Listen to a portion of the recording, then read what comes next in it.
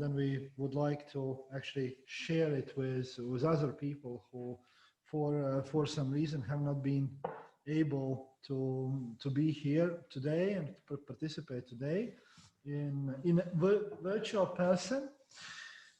And okay, so probably after quite intense first part, there might be questions that you wanted to ask and you were not able to do, and so now is the time. So if there is anybody who wants to find out more from the speakers that you heard previously, or comment or add something to the first part, so you are more than welcome.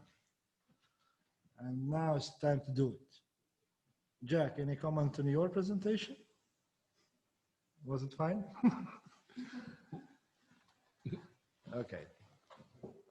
So, well, if there are no comments, however, then or additions, I presume that we can just go further with the discussion, or actually start discussion or round table talking about these challenges and aspects that we actually encounter when working with endangered languages, endangered cultures. So in this first presentation, I guess that most of you noticed already that there are like very different ways and different situations that we actually work for, the very different technologies and approaches that we use when we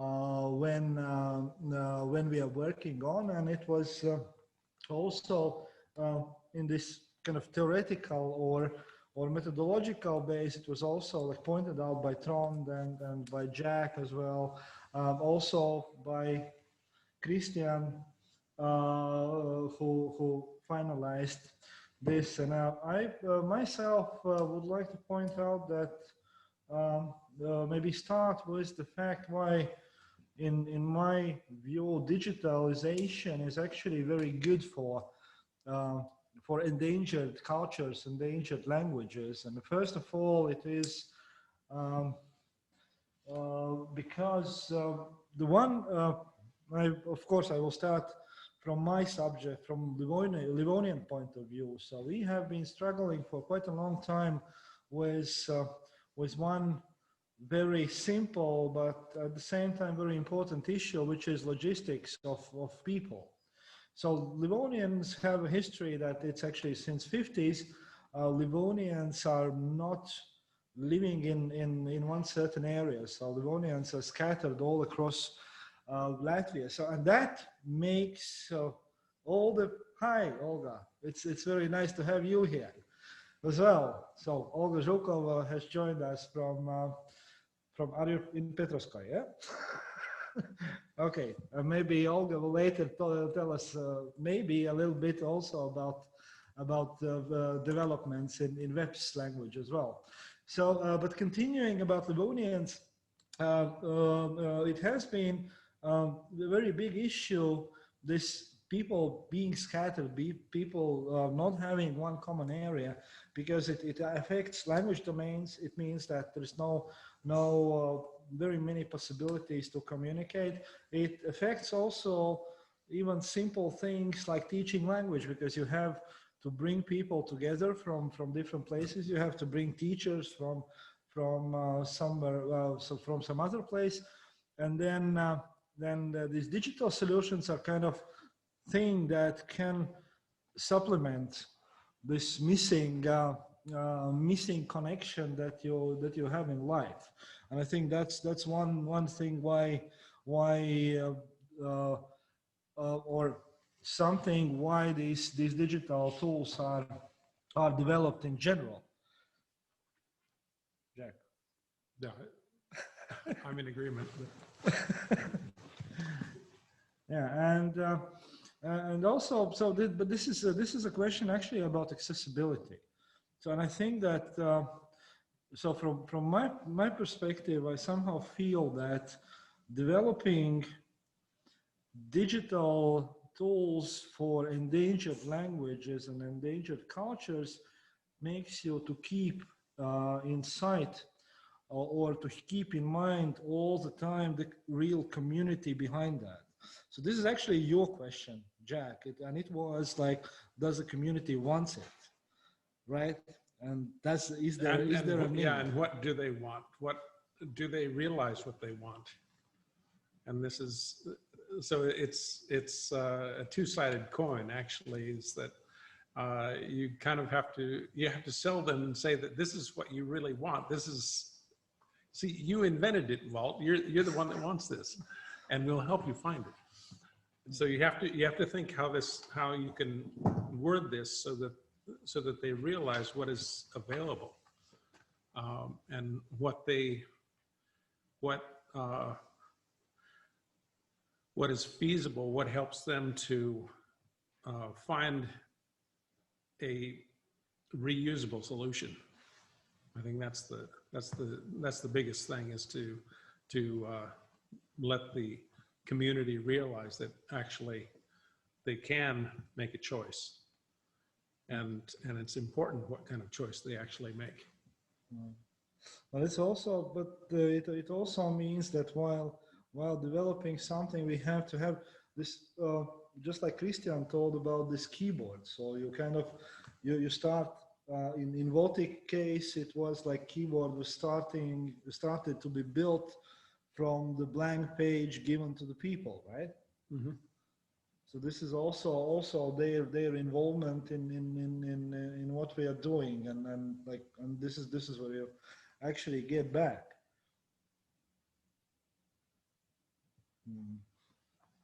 So, oh yeah, so there's something in the chat as well.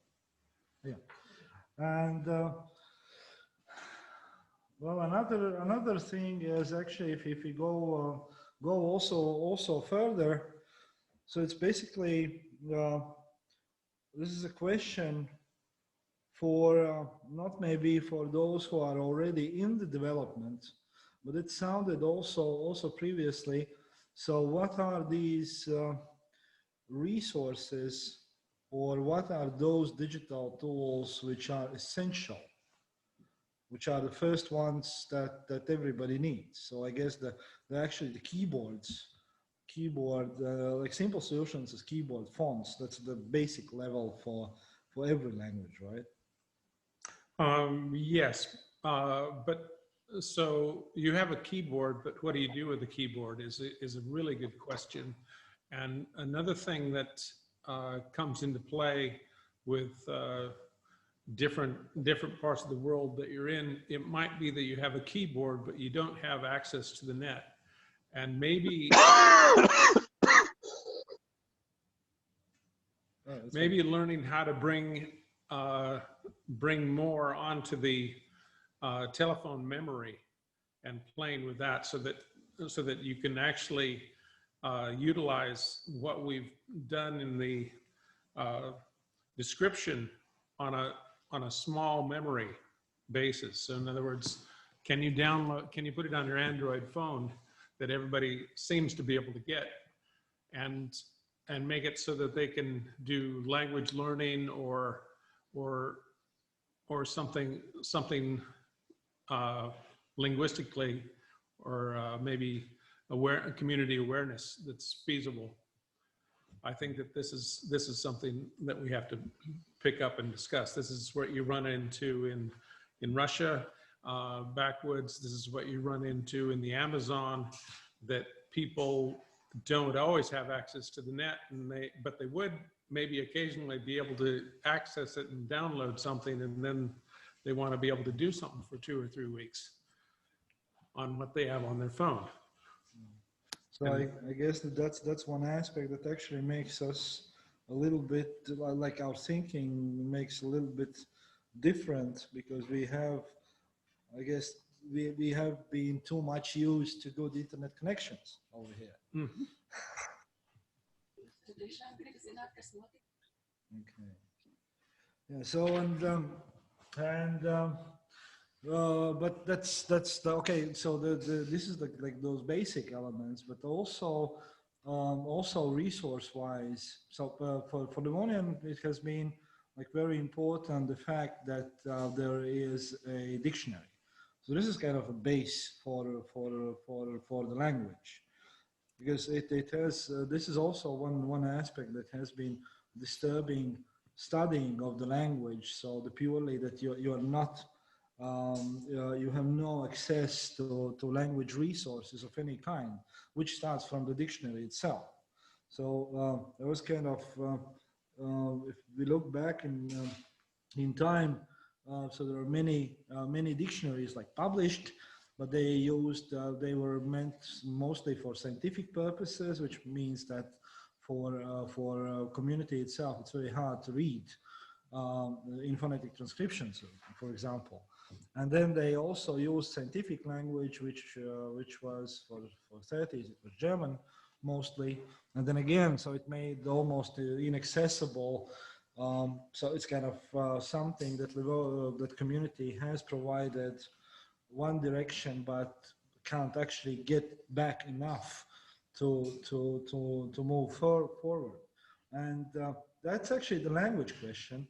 And this is that we stumble upon, and this is one thing that I think needs more discussion, especially for those endangered and extremely low resource languages, and that is the aspect that is overlooked in very many cases, which is the language itself.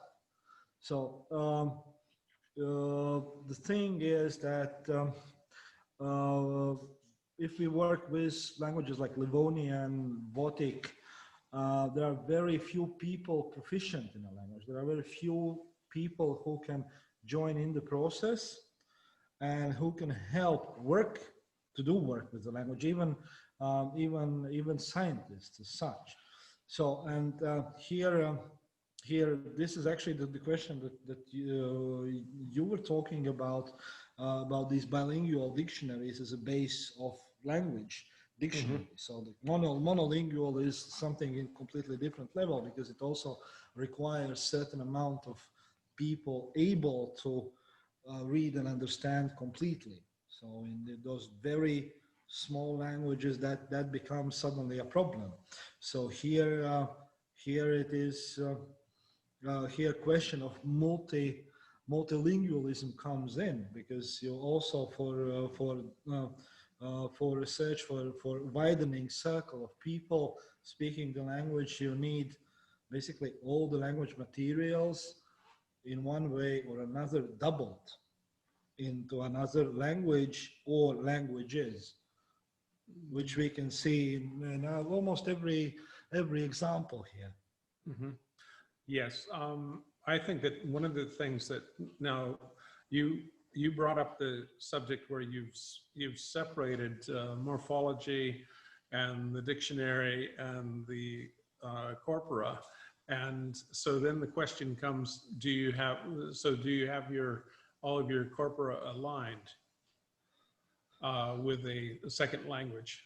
Some second language. It doesn't matter whether they're all aligned with the same language, but well, actually, yes. So this is one of very important, like key elements in developing corpora, so that we are not developing. Actually, we cannot afford to develop monolingual corpora, because it won't be accessible for people even who want to research the language. So it's important to bring up at least one language that people involved are familiar with, so to help them to deal with language itself. However, here again, you have the same problem that we so there is Livonian, and then for some things we have translations into Latvian, mm-hmm. which allows access for those who are proficient in Latvian. However, very many people or most of the scholars working with Livonian language are proficient in Estonian and not Latvian. So that means that we should add also Estonian dimension. And if we want to be really open to scientific, so we actually should add also English to all of examples that we have. So the question that I keep bringing up is that you said the older ones are done in German. Do you have German alignment already because it's already done? And so you just have to feed it in to the machine. You don't have to translate it. It's already there. Yeah, some of that is already there, and this is what when we planned our corpora. So initially, the corpora was based on this Estonian, Latvian, Livonian, Estonian, Latvian dictionary. So we initially thought that okay, so we have like 3 lingual dictionary, and we use it as a base. So we operate in those 3 languages. But then we understood that actually we have to add English. Yeah. So for it to be accessible. Actually, we have some of the texts with aligned texts in other languages as well. So the German is actually the first that comes in mind. Finnish. There are some sources with Livonian Finnish texts as well. So, and this is actually making us to look at much more multilingual solution that we initially searched for. Because the first dictionaries made were intended like for those who are Latvian speaking or proficient in Latvian. So it was basic Livonian Latvian combination, which is like obvious for Livonians being in Latvian. But the more deeper you get, so you understand that actually this multilingualism behind that should be much more bigger than that, so that you could cover all the aspects that are there, and the main thing that it would be really accessible for someone, and you can involve new people into it. And yeah, and developing from this, there is actually a question I know Trond has lots to say about. So that is a question of, in a broader sense. So this workshop is like dedicated for developing linguistic tools, but by developing corpora, so what for us the realization that came up, so that we are not making a linguistic tool as such, because the corpora is actually a collection of texts. And one of very important part of corpora we are making is these are texts of Livonian folklore, which is the biggest Livonian text collection. It's handwritten, so we are putting it over into electronic format. We are normalizing it, and we are putting it up onto the corpora. And of course, mainly we are approaching this from linguistic perspective, from perspective of research language. But there is also a folklore. So all the Livonian folklore texts are actually there. So for every folklore researcher, it would be brilliant material. So you can get a full picture of region, not only Estonian, Latvian, Lithuanian folklore, but also this Livonian part. But here, what comes into play is that actually the folklore is not accessible. You can have the best folklore researcher, he can do nothing with those texts without being proficient in the language, or without having any tools to understand what the texts are actually about. And that is the thing that I think that when, especially for those endangered languages, languages with very small amount of speakers, the significance of working on linguistic resources is overlooked. Because I like to say about language, like Livonian language is basically a key to all intangible heritage of Livonians, and therefore also a country.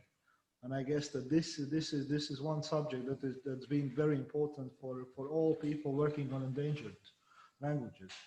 Trond. Yeah, could I comment? This is very interesting. I actually think that what you have been talking about now is what we could call the Trinity: the text, the dictionary, the grammar, which all languages will need in order to head for posterity.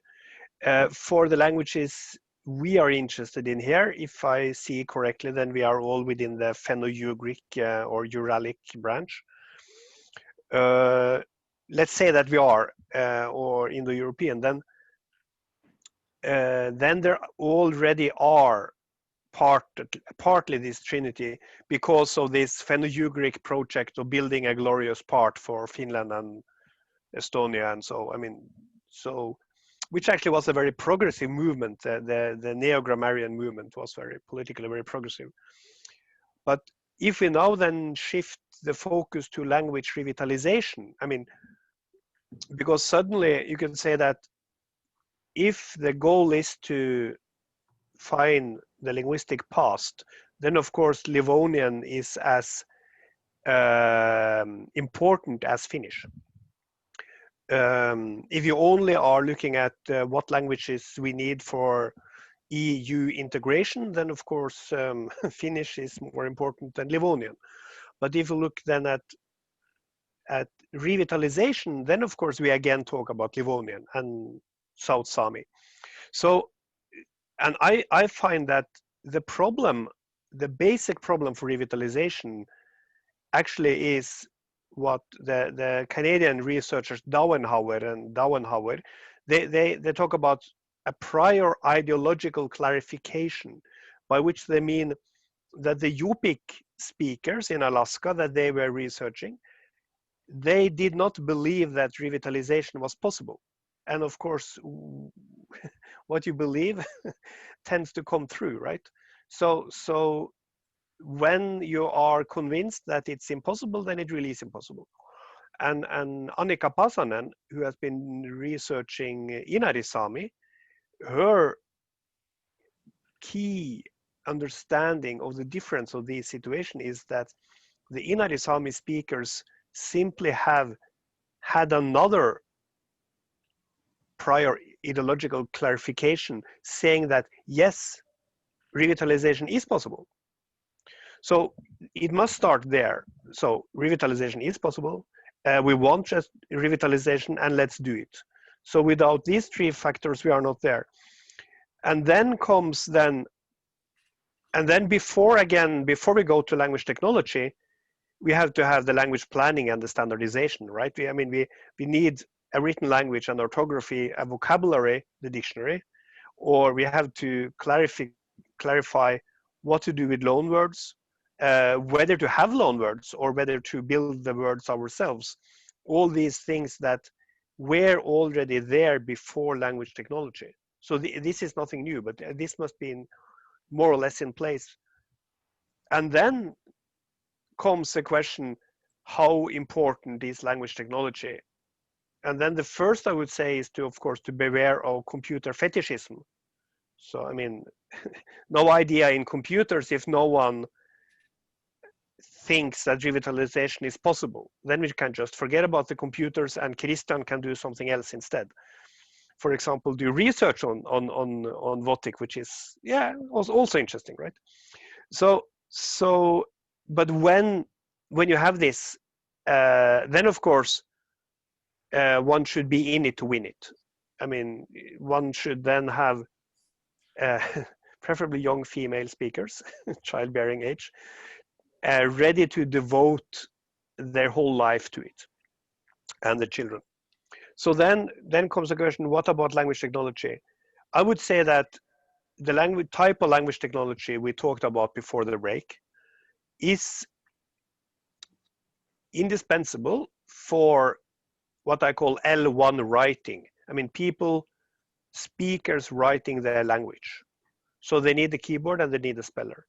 At least they need the keyboard.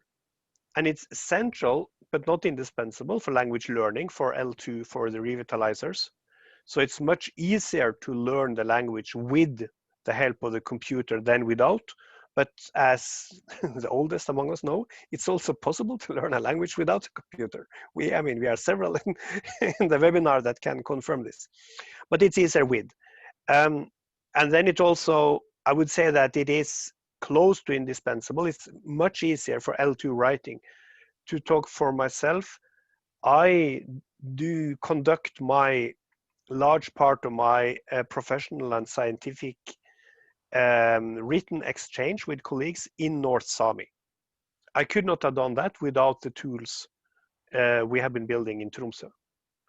And that's not only me. I heard that from, I hear that from people all the time. They're saying, without these tools, I would not have spoken Sami. I love these tools, I hear.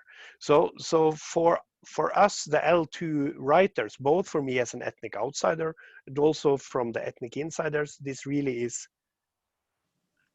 for that process, starting to write, starting to use language in written form, I think that the role of these tools cannot be overestimated. And that means also, in addition to the speller, and I think also one should include grammar checkers. I mean, programs that not only check whether you wrote the word correctly, but also whether you used the word that you just wrote correctly. So this would then be for the L2 writers among us, which of course in the revitalization phase would be almost all. So so that would be central. And then of course we would need to build the vocabulary and the terminology, the language we need, both for the L2 speakers, but also for the new domains. And there, of course, we have the texts. And the last thing I want to say, and sorry for being so long, I would say that my experience is that there is a difference between, on the one hand side, I mean, I see the difference between, on the one hand side, North Sami and Greenlandic, for example, and on the other hand side, for example, Inari Sami, South Sami, probably also Livonian, in that in these first groups you have quote unquote normal speakers, meaning speakers that are not part of the language movement. They grew up with the language. They don't have to speak it because they could all, and they don't have to write it because they could also speak Norwegian. They could also write Norwegian, but they sort of by accident or not by choice grew up being North Sami speakers. So this is actually quite a critical group because since they may choose to leave the North Sami language community in a way that Norwegian speakers in Norway cannot choose to leave the Norwegian language community. Latvian speakers cannot choose to leave the Latvian language community in the way that North Sami speakers can do. So that means that the ideological reason for staying, I mean, the reason for staying within the language community must be, let me call it ideological or political, or I mean, there must be a will. For the other languages, like Inari Sami and so on, these language communities are so small that there are quote unquote no normal speakers. By that I mean that all speakers and all writers are there for a reason. They say, I want to do this. So they haven't accidentally sort of grown up in a South Sami village, because there are no South Sami villages. There are no grocery stores where you can go in and shop your milk in South Sami. They don't exist. So really is, you have to sort of deliberately choose to speak South Sami when you do it. Deliberately choose to write South Sami when you do it. So what I find that for looking from a Sami point of view, I think that the Sami language group that really is doing well now is Inari Sami. And I think also the only, in the Nordic country, I know 2 organizations promoting language. And one is Norreg's Mållag, the organization for Nynorsk, New Norwegian, one of the 2 languages is Norway. And the other one is Anarashkiela Servi, the organization for the Inari Sami language. I don't see such an organization for any other Sami language. I don't see it for Kven. And as for the Baltic Finnic languages, I don't dare to say anything because I don't know the situation well enough. But based on my experience, I would see that both the languages in the league of 50,000, 30,000, 20,000 speakers, and also in the league of 10, 100, 500 speakers, they would both need these language organizations, ideological organizations, to promote the values of the language, in addition to the language of the folk, in addition to arguing for the folk costume. Yeah, now I've been talking enough, but this is this is what I have sort of come to during the years. Okay, I wanted also to add up a little bit about this some ideas that are only partially connected with creating digital things from the Livonian perspective. Like here, you were speaking about those kind of languages with very small amount of speakers who actually need kind of help and need to use the language with a purpose. So this is one idea that we have come up now recently, because we were looking out for this to how to solve the problem. So digital solutions, this is one way, but the problem itself being that even those people who are proficient in the language, who are carriers of the language, they are instantly losing it just because they don't have any domains to use it. So this I would like later to return back to this automated translation issue.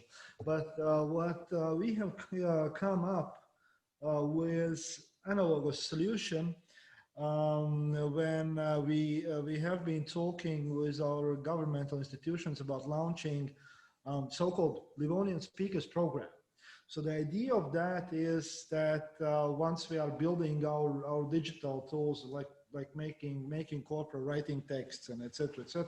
So we want to actually involve people who are proficient in Livonian, who are carriers of the language, and on one hand, so to pay them so that they could use their so that they could use their language for the benefit of what we do. So for example, and according to what skills do they have, either to read in dictionary so that people can hear how it is pronounced, or write over the text, or index something, or just write some songs that we can publish and analyze. And on the other hand, so this is one way how do we create that language domain, and we create like instant ability for these people, instant possibility to use their language on regular basis, and therefore not to lose it. In a meanwhile, I would like to give a word to Nicola now also for a comment. Okay, thank you. Can you hear me? Yeah. Yep. No, yes? Okay, fine. I was quite impressed. Well, I'm still digesting what Trond told us, because it was really quite a lot, and a lot of things we could discuss. And I would just like to point out two things. One about writing and standardization. Well, these are actually two things, not just one. Well, one is the question. I actually wondered this morning that there was very little mention of writing and the problem of language varieties and of standardization. And also now Trond mentioned it, but then you also said that, for example, we want to have a grammar checker which says people whether what they write is right or wrong. So in the case of non-standardized languages, it's not so straightforward to say what is right and what is wrong. So I just want to discuss this problem, because this is a problem for all the technology we're talking about. Yeah, when we make a dictionary, we do set a standard, or we use a standard, or even if we don't want to, we influence the standardization. If we make a Valts tracker, we do have an idea of which spelling variants are right and which are wrong, and so on. So this is just to bring it into the discussion. And the second point is also connected to writing, because, well, you very well described the state of the art of language technology for endangered languages. But what I'm actually expecting from future language technology is that that it takes much more into account spoken language. And also, well, there are language communities which are happy to use their language as a spoken language, and maybe they don't have to write, they don't want to write because they have another language in which they write. So I could imagine your Sami speakers who just don't see the point where they should write in Sami. So because they can do all their writing in Norwegian, and they don't have so many writing partners with whom to use Sami. But that doesn't mean that they will give up the language. Maybe they will be happy to have it as a spoken language. And so that was also my question to this expert on language technology. What about spoken language and language technology? Yeah. Lots of questions. Could I comment? I have been talking most about writing since we have not done very much with spoken language for Sami yet. We are starting after Christmas actually doing more. First, about this right and wrong. I think the situation of whether this dialect is right should be chosen, or whether that dialect should be chosen, and whether this dialect actually is a separate language or should be considered a separate language, is something that ideally should be done before one starts doing this type of language technology we have here, right? And for the Sami languages, that has been done. Then the second question comes then, okay, for example, North Sami, there are varieties within the North Sami dialect area.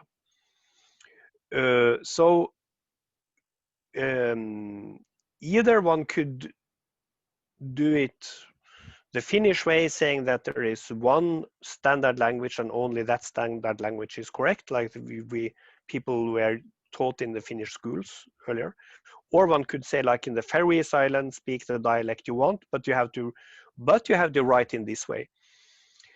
But when it comes to the L2 speakers, myself being one, I would say that my problem is not that I'm using a southern dialect variety of North Sami instead of another variety of North Sami.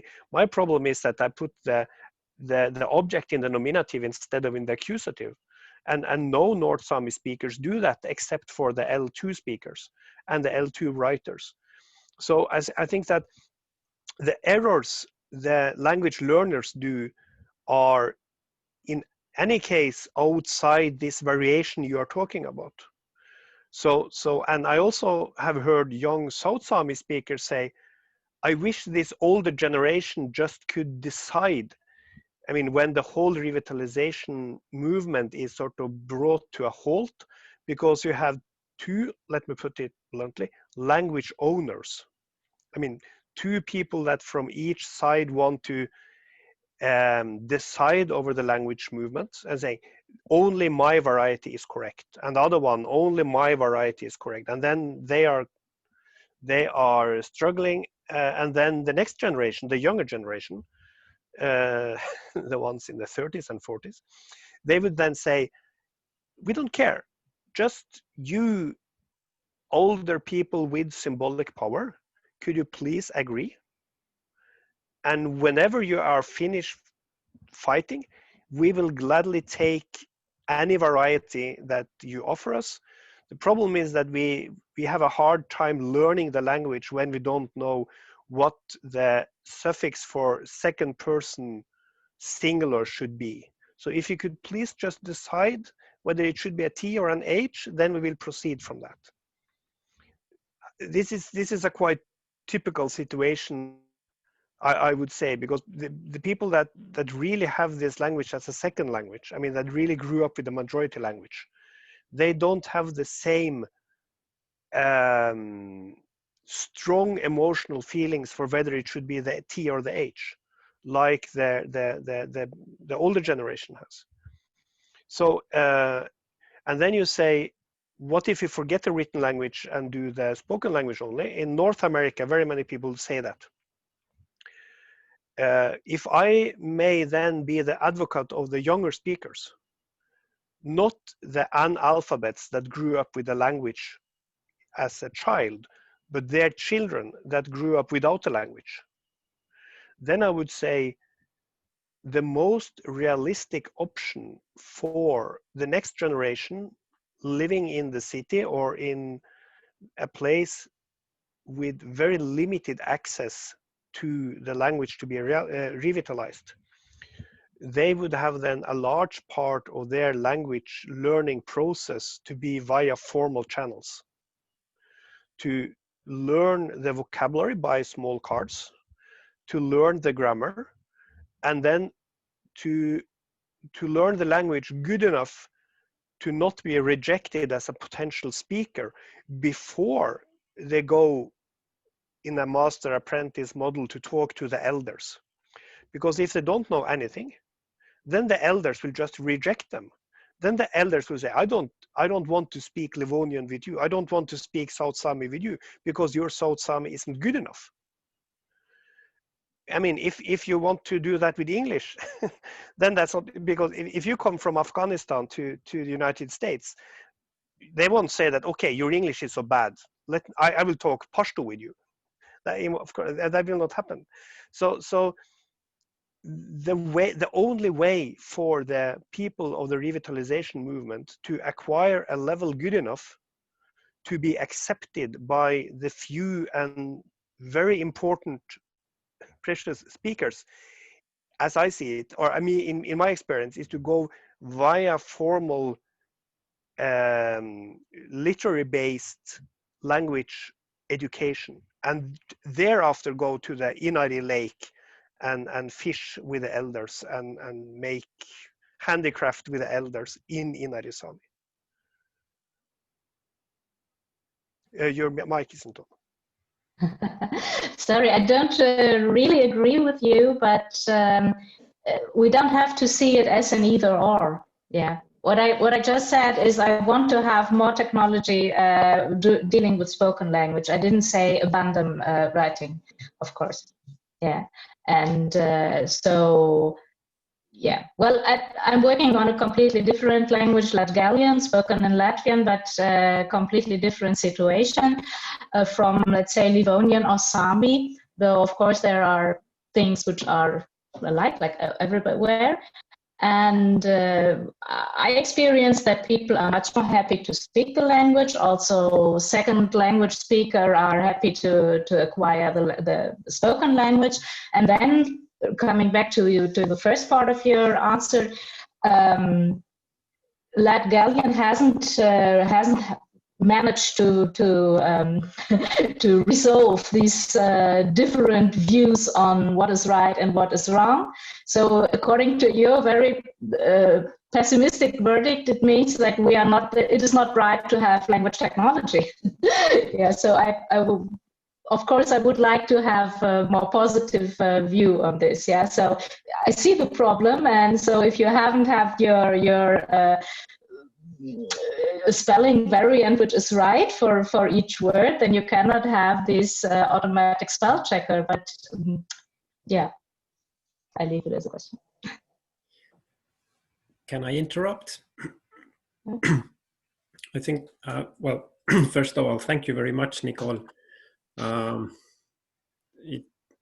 find it very fascinating idea if someone would start with spoken language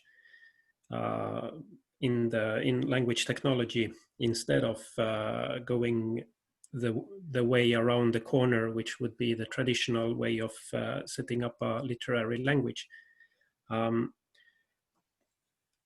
This somehow brings up a problem that it's very vague, but I want to try to bring it up, because I think all languages, also the ones that are resourced with a lot of texts, and who has already put, let's say, standard. They have made up a standard variety of their language that is agreed upon, and they have big enough corpora based on this variety of language. But still, these languages have they have other language varieties still existing, which I would say in mainstream discussions, these are put aside, these problems, or at least they can be named. These language varieties can be named either, let's say, they are dialects of this language, or they are old or new, or other varieties of this language, or they are according to another orthographical standard. When dealing with very small languages that don't have yet reached this threshold of having a big enough of corpus of texts in this one single variety, it's very hard to bring focus on what is important. Because I think, as Valts said, all this folklore knowledge that is inside of these texts that are saved, they are very important for readers who are proficient in reading this. And these readers are humans, so they are capable of human intelligence instead of just artificial intelligence. They can cope with these varieties, but we can't make these texts, for example, searchable or sortable with technology, because the machines can't really tell apart these varieties. They can't say that the same word with a H or T in the ending is the same word. It's just different variety. This, I think, the main reason why the Votic keyboard took so long time to deliver to the community is because there was this, we had to wait for some kind of threshold to be passed that we know, that we could say that, yes, this is the alphabet. These are the characters that we are supposed to put on the keyboard. And of course, these thresholds are by long forgotten by these other languages, and they are not problems anymore in mainstream. Of course they are. I mean, Kimmo Koskenniemi is still struggling to make a, let's say, unified finite state transducer for the whole of Finnish language, all the dialects, all the varieties. But this is uninteresting for the mainstream. I think I'll stop there. But yes, so of course, it would be very interesting to see if someone would start not going through the orthography or the characters, but start with voice recognition, where it would be, I mean, it's okay if the computer understand the H in the end of the word the same way as the T in the end of the word, because because it's correct. But of course, if yeah, you understand. Thank you. So one of the things that I dealt with was with Sulev, working with Voro. And one of the big problems that I had in describing is so that we could recognize the text was that we had maybe six to nine different possible paradigmatic designs. And so one of the things that comes to mind is that, yes, we can build that. It'll take that much more time. But on the other hand, what form do you want the computer to feed to the second language learner or the first language learner? Should they be able to have 9 different language variations that they then you pick and say, I want to hear that in the northeastern form of this language community. You come to a point where you get a small community and they haven't quite come together on what is the accepted norm, but that's not the only challenge of a language like Vodo. Vodo also has challenge because they have certain letters that some people would prefer not to have them written down, but for the second language learner, that's the only way you can see that, oh, you're supposed to say it this way. But the native speaker doesn't think about it that way. They think, well, I just want to be able to read and write.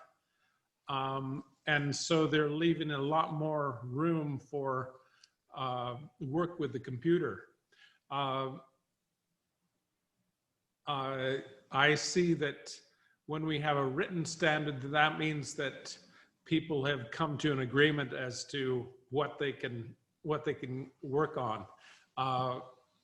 And yes, if you didn't have a standardization of a language, I don't know exactly where you would have to begin, because there's so many different points of departure. I would then say, well, when I speak to Valts, I want to talk like this, but when I speak to Gunta, then in a different way. And I don't know whether I would speak to each individual in the same way, and therefore I don't know how you'd get the system to automatically do that, unless of course we can go back to a Vodic solution. And what about after I'm gone? Will the computer still help develop this language for me? Maybe there has to be a different way to take on this. Well, somehow the standardization issues are, I guess, the most problematic in developing language tools in general, because especially for those endangered languages, the standard either doesn't exist at all, or it exists in very kind of beginner space. So it's very hard to tell. Even looking back at Livonian history, so we have barely crossed the line where we have unified orthography. One way how to write Livonian down, no matter the dialect behind that, or no matter what person is behind that. But that's almost it. So this is also a question about like building spelling instruments and building other language tools. The question is like, are we getting this right? So because there are lots of questions, the answer is that we don't yet know. It has to be researched, and this is kind of the research and the end product are built simultaneously, and then and the end product actually should dynamically change based on what's found during the research. So it's more like a wheel, and the wheel doesn't spin until it actually turns, and then this takes me back to the work with OCR that we did with the Kone Foundation in 2012, 2013, and the pretense was that we wanted to get material OCR'd so that we could start looking at text. We'd have text that would be in the computer, and then we could study morphology and syntax. And then they said, yeah, but we need all these word forms so that we can recognize them for the OCR. So, and you got to get the wheel to start spinning. It doesn't go by itself, and it means that what you want it to do for you is actually what you'll have to do by hand. And then when you finally get it moving, then maybe there'll be something extra that you can pick up from the momentum. And this is where you come in and you say, oh, this form tulip is not the accepted third person singular form or first person singular form. It's actually tulab, but maybe actually in reality, it will change to tulip. Yeah. So you have to be open, you have to be open-minded. You can't be the 4-year-old or the 95-year-old conservative. And then actually this question also about the system has also to a certain extent has to be open to possible dynamic changes that can occur whichever moment there are. And then also a little bit adding to this previous thing about revitalization and it's in general and building various language tools. It's actually important what do we see as a result of that revitalization. So one way to see it, okay, we see a village speaking in Votic or Skoltsami and a shop that we can buy bread. So that's one way, but in reality sometimes it's just we need to know some words of songs, or we need to keep some connection of the language, some basic things, much more simple than we may be expected to be. And also the fact the Trond mentioned, which is actually it's very important, the sense of clarity in some cases are even more important than representation of variation. Because in very many cases it has been like, well, okay, so we understand all that you are telling, but can you just tell one version? Oh, well, in Tacoma, they had somebody doing IPA. This is how it was done in the script.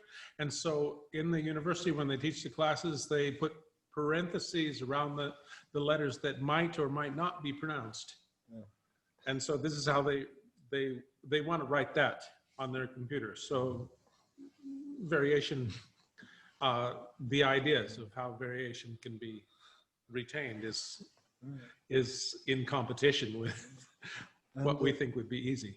And another aspect that actually I like that Trond pointed out it in the first part, which is actually very important. And I, considering Livonian, I never thought it before I met Trond in Uppsala. And was it? Oh, yeah. And we started to talk about it. So this is about the issue about automated translation. Mm-hmm. So this I tried to a little bit point it out also before. So when it comes to accessing texts in endangered language, automated translation is very important because it helps you to get to them, but not vice versa. And that was what Trond pointed out, this fact that when automated translation is put vice versa, this is something that I myself initially thought very much about when I thought about what technology can do for Livonian, that it would be very nice to have like all the world talking in Livonian, but unfortunately it might really end in bad Livonian. So it might end in Livonian sinking in this enormous amount of incorrect information. And that actually, even before this kind of digitalization, we actually coincided with the situation. So we coincided with there was a small regional paper who decided to teach some Livonian. And so they gave some examples and some kind of this very good idea. The problem was that people writing those articles were not proficient enough in the language. And so basically what they were teaching, they were teaching this wrong version of Livonians, like wrong cases and etc. So, we actually had quite an argument about that to get the sense that actually, so this is the danger of the language. So this is like by saying you can do whatever you want, can lead to the fact that the language itself just disappears at one moment, and it's not the same anymore. And this is one of the parts which is dangerous for here. And actually it's quite interesting that this is in it can be noticed in not only in such small cases like Livonian, but I have also noticed in Latgalian the same kind of direction. For example, listening to some radio programs in Latgalian, and even me, so I can hear that there is like, that's not really Latgalian. So this is like Latvian with some Latgalian features, which are, but the problem is that it gets, the snowball gets rolling, and yeah.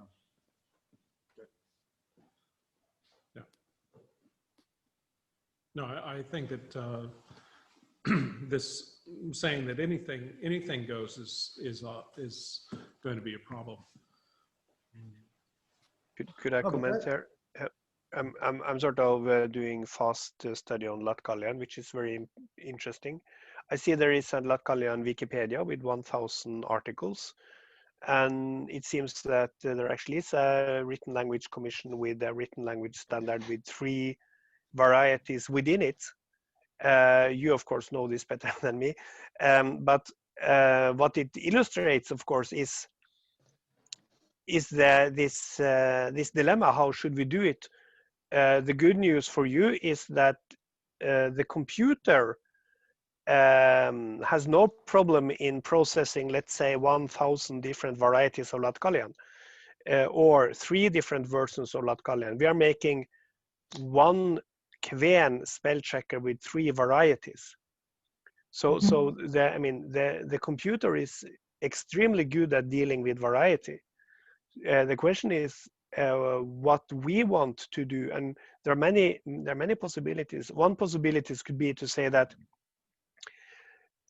we have, let's say that we are building a Latgalian grammar model with these tools, and then just forget about whether it is written language or spoken language. It would be on some phonemic level, saying that these sound realizations, these letter realizations are inside the target group of forms, and these are outside the target group of forms. So then we can say that we can have a very tolerant spell checker that tolerates these 3 varieties and perhaps some more.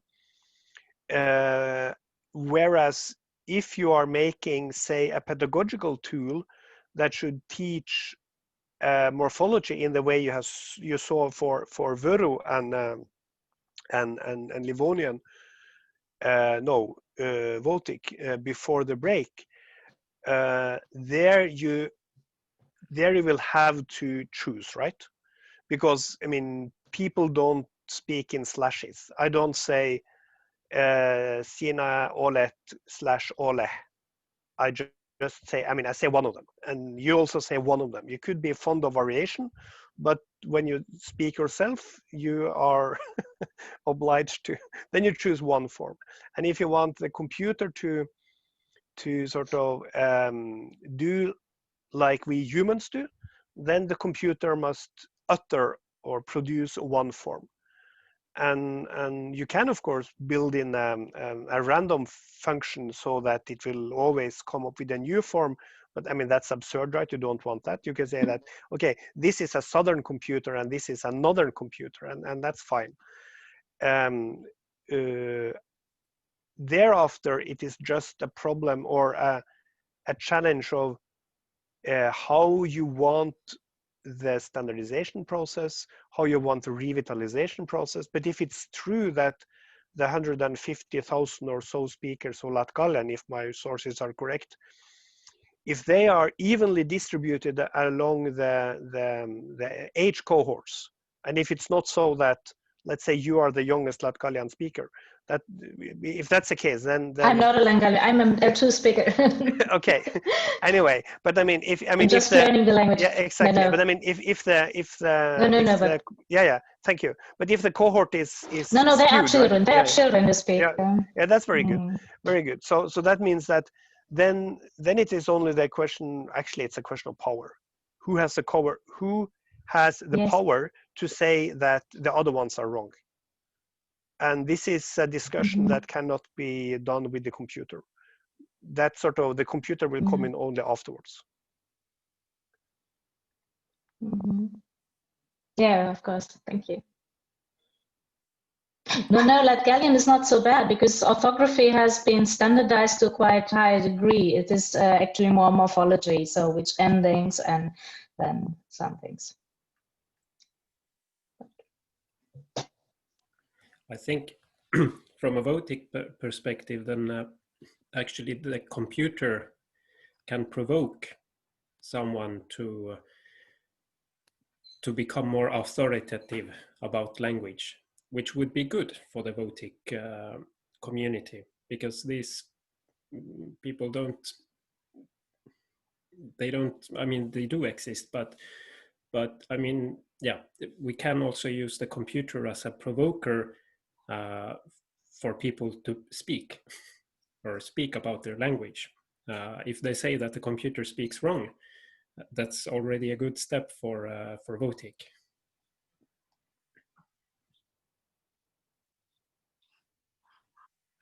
Just a short remark. Very good point.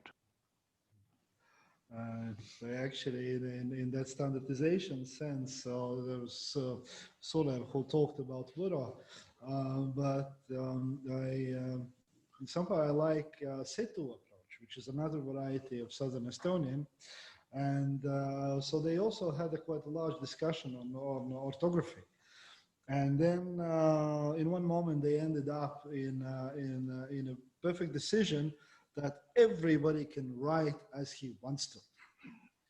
And they will publish the same in the same book with no kind of problem. So this Seto anarchy is actually also one nice approach to how to solve issues.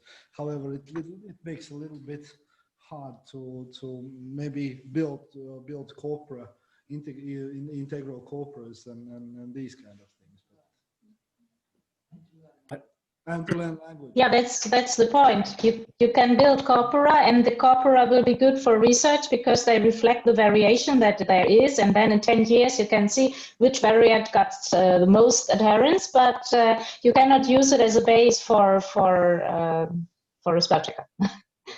Or you can, if you do it like Trond said, you can make a very tolerant spell checker, and then which maybe over the years, when people agree about which form would be the best, then you can. So but I actually was. Yeah.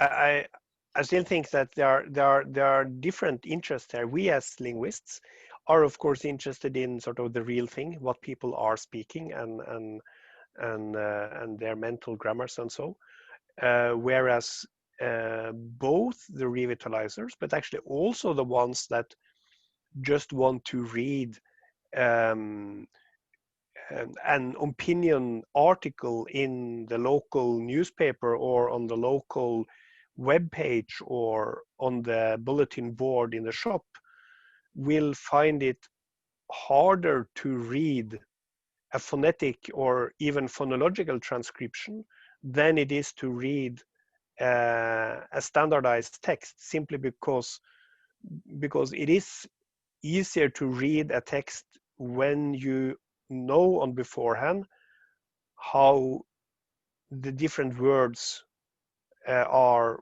written.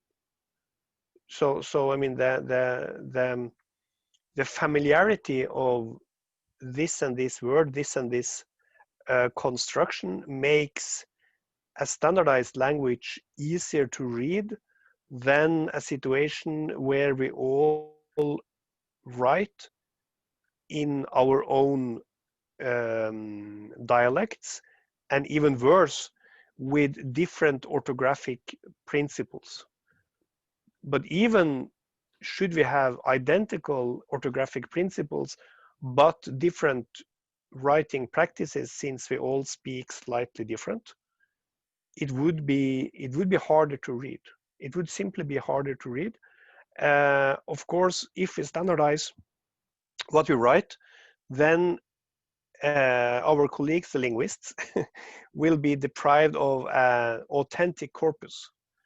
But I think that we as linguists should sort of step back and say that, okay, this newspaper was actually not made for us, but it was made as a tool for discussing what's going on in the area. I wanted to comment on this from this Livonian perspective. So because there are very few people proficient in a language, so the language community itself is very small. And but there are, of course, quite unproportionately big number of people who want to learn. So and here we also by developing our corpora, we try, and not only corpora but also this lexical database. And so we try to find a balance between our researchers' interest, where we really want to fix every single word form, every single sentence, no matter how wrong or right it is. And then another is this public output, so which is accessible for everybody who wants to study the language, and which has to be in one or another sense simplified and not shown in this like entire amount of data. So basically, if what we have built in our system is that we can if we need, we can restrict texts, texts, or even sentences that we don't show to the general public, again, for the same reason, for not to spread maybe usage of the language which is not entirely correct, for whatever reasons there are. So because the texts may be very, very different, and with variations which are not acceptable, like simple wrong sentences, etc., etc. If you have enough proficient language speakers, so they can tell difference between right and wrong. Whereas in a situation where there are very few people who are proficient in a language, so they can't tell the difference. They just take, oh, they see some things, okay, so let's use it just because I saw it in one text. So this is also that responsibility that it's not actually relevant for Latgalian, because it's compared to Baltic or Livonian, it's huge language, but for Livonian there is this. It's of course it's tricky. It's tricky where the border goes and how to decide it, but this is where we have to make certain decisions, whether we want it or not. And there is another thing that I wanted to discuss. Do you have any further comments on this? Jack, no? No. I would have, I would bring up the first question about keyboards. I think Jack, he didn't put it into words, but I would like to put it into words about this keyboard. I think we are very old-minded and old people here, even thinking about keyboards. Sorry. About these mechanical things you put on the table. I think people, younger people, next coming generations will see these mechanical touchable things less and less, and they are living in a more screen-based touching, and which also, I mean, we could even connect it to orthographical choices, because if you have a more virtual keyboard than the ISO or ANSI or JIS standardized keyboards in physical form, if we have it on a touch screen, we can choose the layout. We can put in 5,000 keys, or we can put in another logic of choosing the keys and putting together the glyphs, which I have not taken into consideration for Votic, but I think it should be taken into consideration for, or let's say the next guy working with Votic should take this into consideration.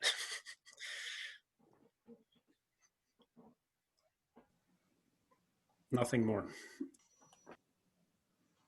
Okay, yeah, this is kind of the same aspect that that has been relevant all through the time, even from the times when we just started to work with computers, because it's like it's this correction of the future. So we are working today, but we should also take into account this technology that is not yet developed or being developed just right now. So this is why I actually like the idea proposed by Christian, and he made his tools, that this be tools being technology independent, or solutions being technology independent, or let's say adoptable in the future by the future technologies, is also one like important principle when creating things that are meant to last.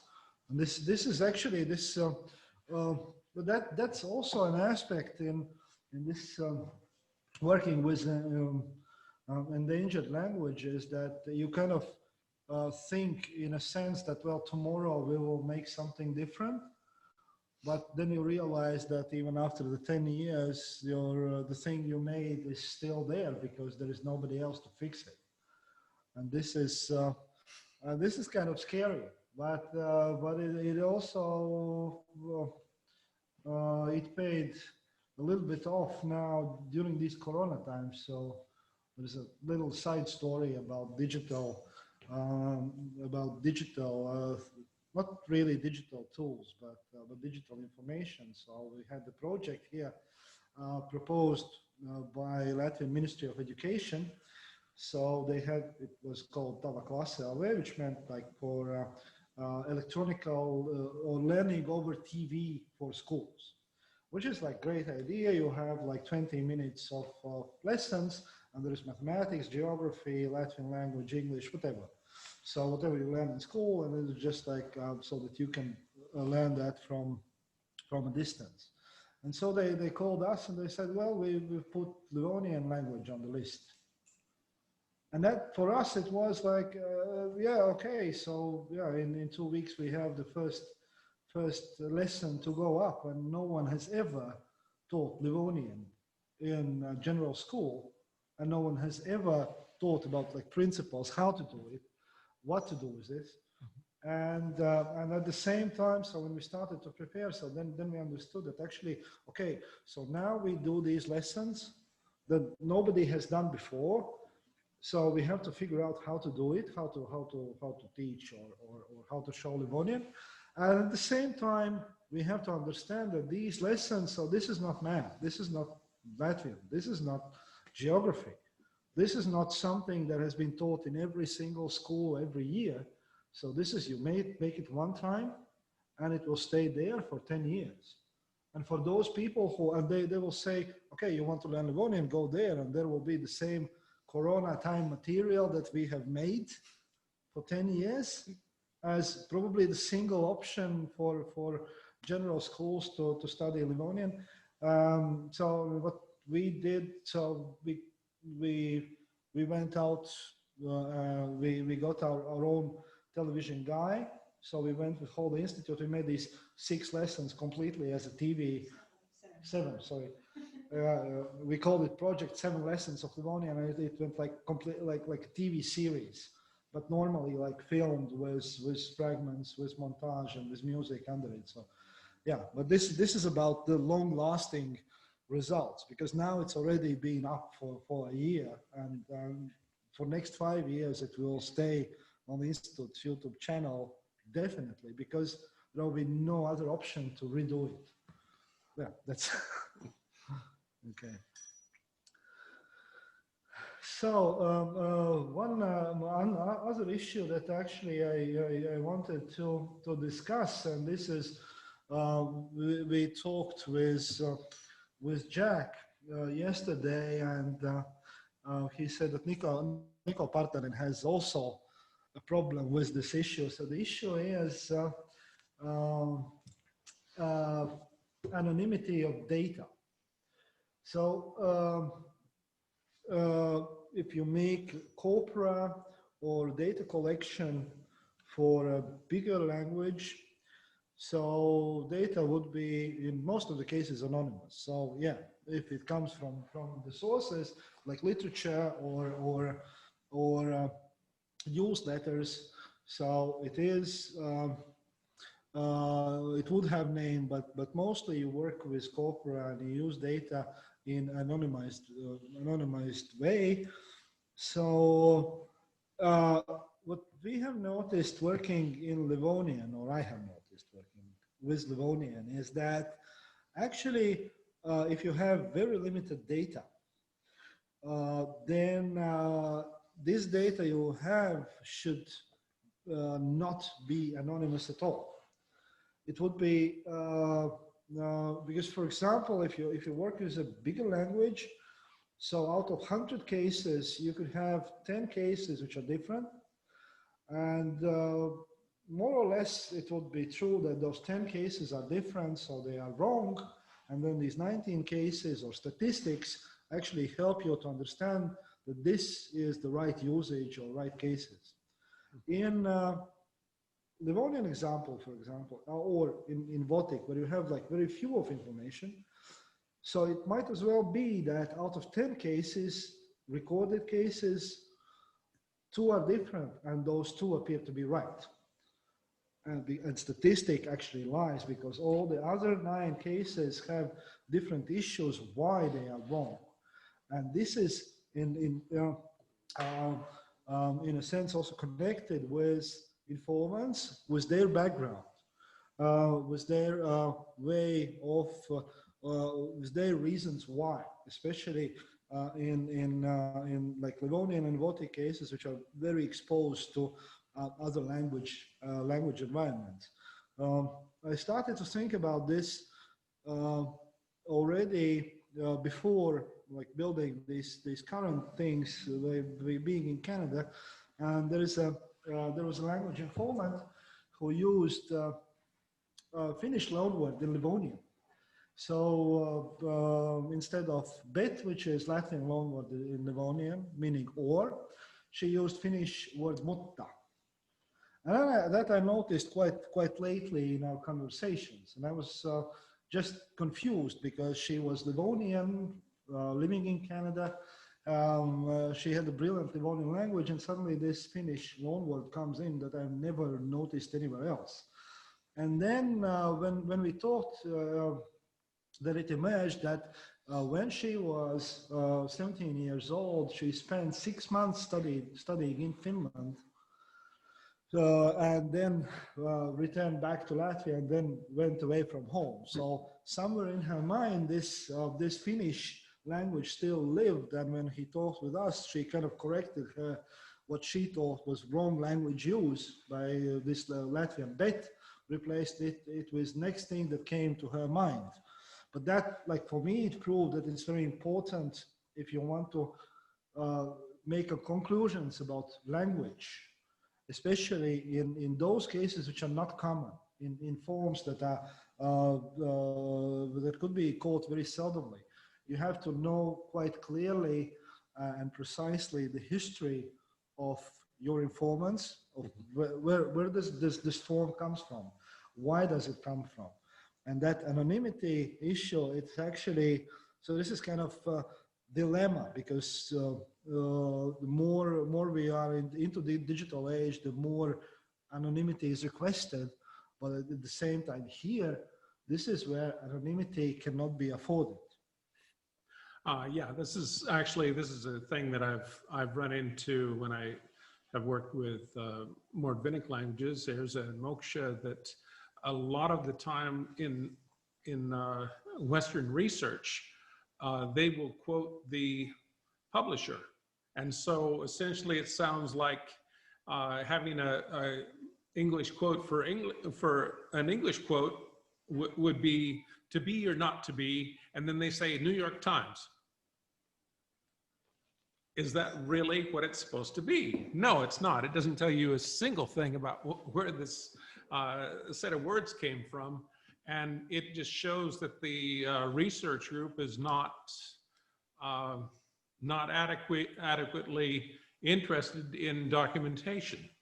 And so you can't expect results to represent anything that is documented. And therefore it's quite important that you are able to access information on the source, and that you bring that source information, make it available. Now, it might, for the other side of the coin, where you want to retain anonymity in other situations, then you have to figure out where that threshold is. Where do we stop?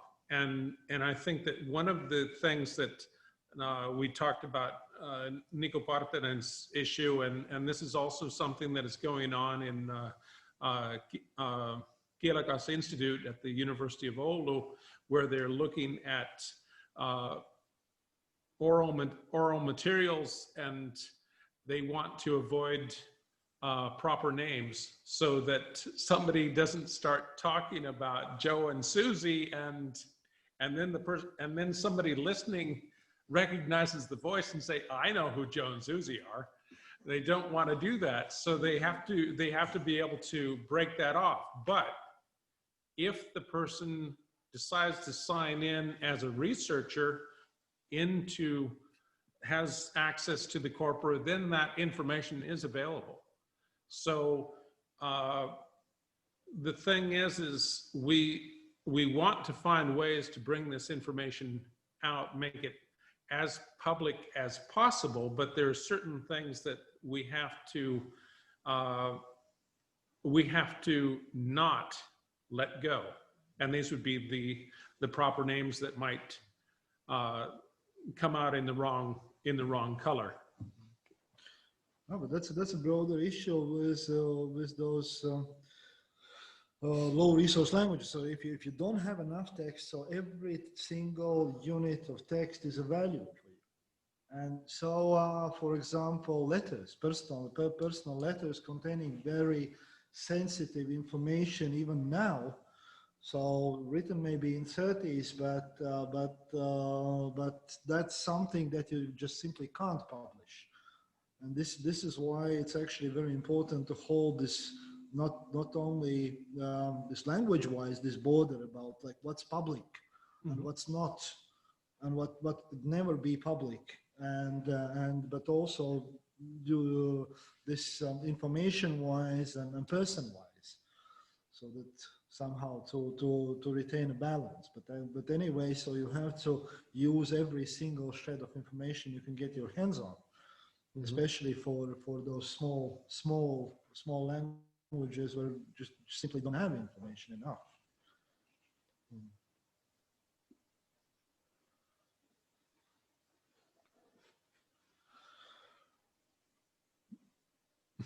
So, any? I have no comments because this is just too hard. I know researchers in Helsinki University who are doing a project on Romani language right now, and they try to incorporate GDPR into their data set, which means that even the ones who has been recorded, they can afterwards, let's say in 20 years, they can change their mind and take back this data to make it not available anymore from this as a resource. And yeah, it's just too hard to, I can't even imagine of all the problems coming from all of this. I do sympathize that everything should be kept there, and if well, I think the easiest solution is to have some kind of login and usage agreement with those who have a more privileged access to the resources. Yeah. No further comments. Actually, this I think is one of extremely important issue in general. So it was not very much thought about maybe, let's say, 10 years ago, but currently it's becoming more and more important. And there's also, so for us, it is like there are materials coming in. So we have an archive of archives given by different people. And then, of course, it's not only their material, but there is another people behind that. So it gets really, really tough because all this information is extremely important, and every single unit is something that we should use. But this is tricky. This is getting extremely tricky.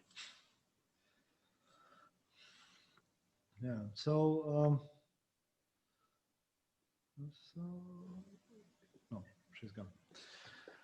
Okay. So basically, so starting to finalizing this discussion, which has been actually very, very productive. I think that there's lots of more ideas and cooperation coming from it. So as maybe the final question is, well, this is obvious. The answer is quite obvious. So, can digital tools be answer to everything? But this is actually what we started our discussion from. So it's actually, in order to start with the digital tools, you need already quite a lot of work done, just or even on standardization. So to start building something. So you need some departure issues, and also it's kind of what Trond said initially, which is kind of important for me. Seems is that revitalization actually starts from community itself. Whether community wants to, is able to, and then is where we can come in and help with developing different things and offering the community. But it's actually where it starts is from within. And yeah, and Trond, any comment? Yeah.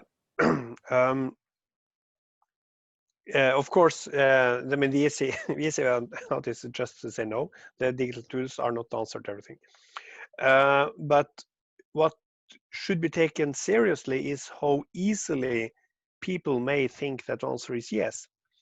So, for example, back in 1999, I think, where I and Sjur, my colleague, had made our first version of a South Sami finite state transducer model, it was able to inflect nouns and nothing more, but inflected nouns. And then I got the question from one of the participants a South Sami participant of the symposium where we demoed it, and she said, "Oh, is it now so that we don't need to speak South Sami anymore?"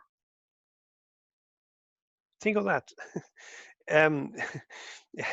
The answer to that is, of course, no, it's not that. You still need to.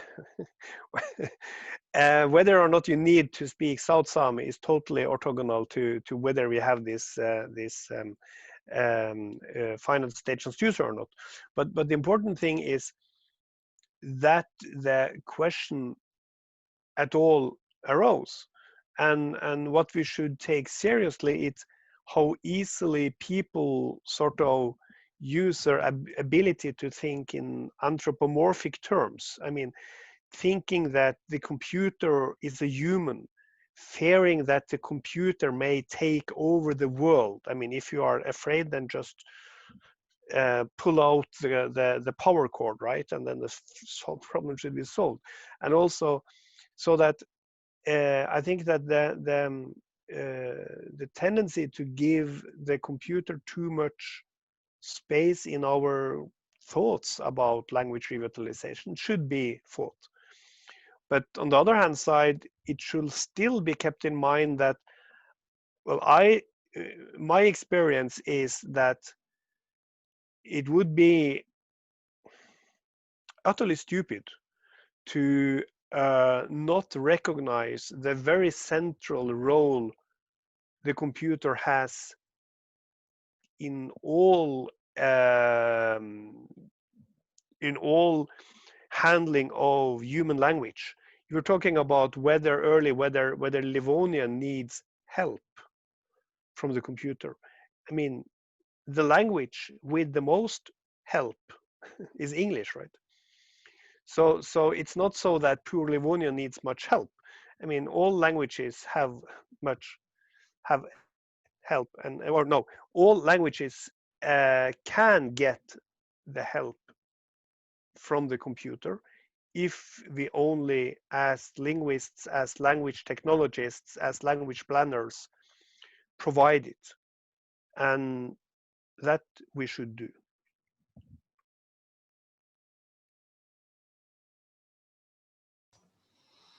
Yeah, and also this computer providing help. It's also this question about any language like to stay in competition. Just this is one thing that computer can supplement, because every language needs the same basic package, no matter how big it is. It's English, Latvian, Livonian, Latgalian. So they all need the same things. So they all need certain amount of standardization, new words built, possibilities to learn it, possibilities to use it, language domains, then all these and also instruments like spell checkers and keyboards, etc. So this is a basic package, which is sometimes I feel that it's overlooked. So it's like kind of, okay, you have like a small number of language speakers, so it means that you don't have to have all these things that others do, because like who will use them anyway? And this is kind of thing that is still maybe, and not in minds of those who are in the field, but of those who are looking to this field from abroad. So and it takes time to change this understanding that they are all languages, all cultures that actually on a basic level, on a basic packages, they are equal by their needs. Another thing is how to build it, and that is the slow resource problem that actually kicks in.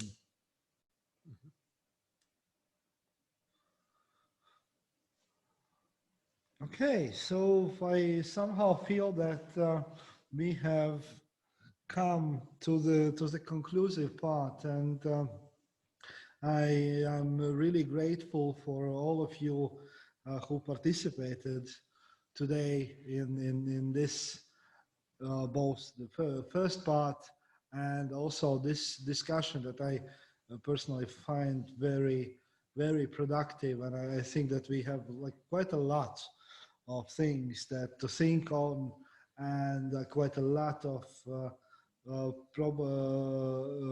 eventual cooperation project between all those who are dealing with endangered languages all across the Northern Europe. So we certainly here, using the possibility that Jack has flown here to Riga, we will have another meeting tomorrow discussing very practical things for our and Tron's cooperation as well.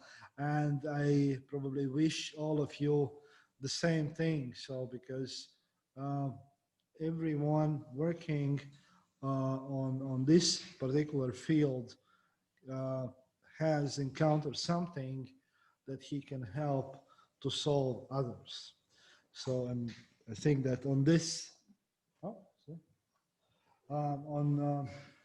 so this much it would be from me. So is there anybody else wanting to say something in conclusion for all this discussion we are having?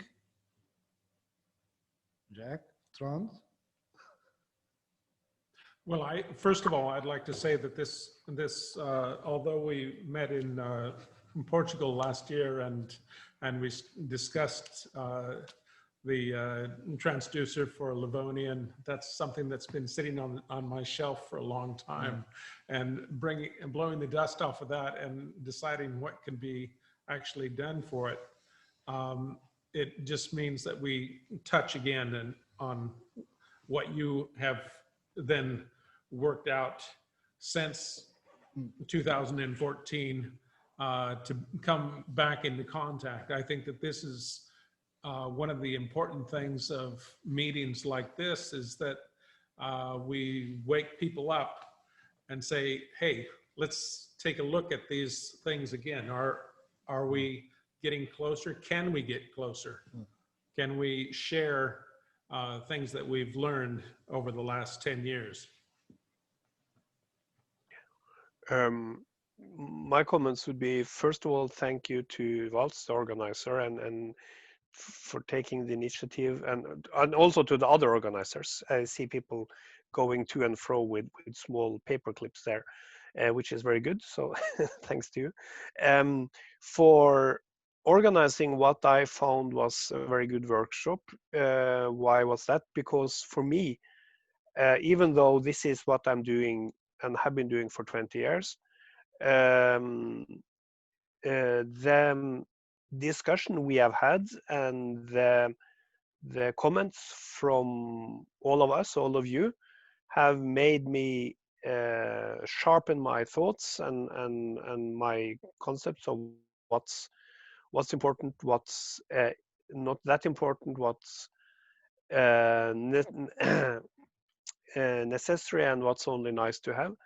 And also it was a very nice source of inspiration to see what has been done for Vero and for Votic and for the other languages, and talks to Sven Erik and Christian and the other ones that were speaking. So I was and also Jaska. So I was very glad to see that, and also very glad to see, to be a part of the discussion. So thank you to the organizers. Thank you also from north of Estonia. Thank you for organizing this.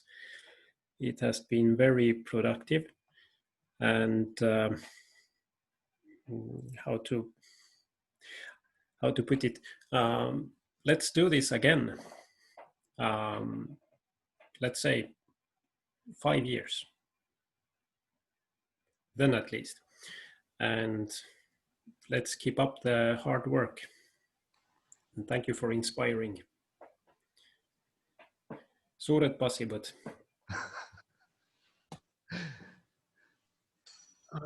Tienu sulle, Valt, and many thanks from Tartu. And I couldn't take part of this discussion, but I hope that I see that you are recording meeting, and I hope I can take part after. Passively, just listen, but I am very curious to hear what you have discussed here today, and what Christian said, that next time that today's meeting shouldn't be the last, of course. I hope meet with you some after some years again. Thank you, Tieno. So thanks and Tieno for kind words. I do hope that, because it was very inspirational and full of ideas, as I already told, for me as well, because somehow you have this feeling that working on a field that you don't have proper time to stop and look around what others are doing and how you can connect with them. And this has been one good side from all of this, from this meeting. I do hope that Christian might reconsider continuing on Baltic. Maybe, like, small hope, because when you come low resource, then every resource counts, and you are a good resource for Baltic. I would say on behalf of Valts, also from Matthew, and I really hope that we would have such discussions on regular basis, because I do feel that there is lots of to benefit from them, and not in 5 years. 5 years is for endangered languages and cultures. 5 years is too long. Just simply too long. We can't afford wait that time. Although, well, yeah, in 1,000 years we could also do the same. Okay, not us, but some other people. But I would really like to thank all of you for making into this meeting in person and in virtual space. And I do hope that next time we will meet, it will be soon, and it will be in person. And you're always very welcome to Riga, to Livonian Institute. And so thank you again, everybody, for participating, for being an inspiration for us and probably for each other. And see you next time. Bye. Thank you. Okay. Thank you, and goodbye. Definitely so long. Definitely. Thanks, guys. Thanks.